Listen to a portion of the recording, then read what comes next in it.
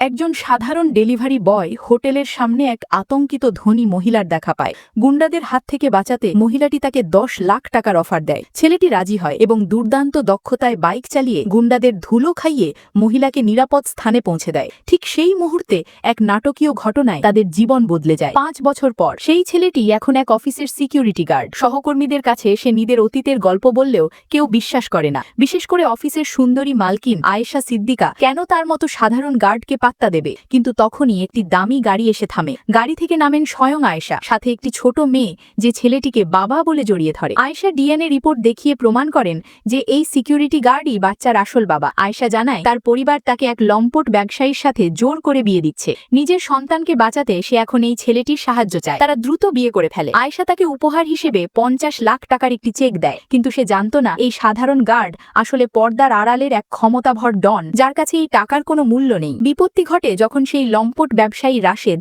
বাড়িতে এসে হুমকি দেয়। সে আয়েশাকে ডিভোর্স দিয়ে তাকে বিয়ে করতে বলে, না হলে তাদের ব্যবসা ধ্বংস করে দেওয়ার ভয় দেখায়। আয়েশা তাকে চড় মেরে বাড়ি থেকে বের করে দিতে চাইলে রাশেদ মারতে আসে, কিন্তু আমাদের হিরো তাকে আটকে দেয়।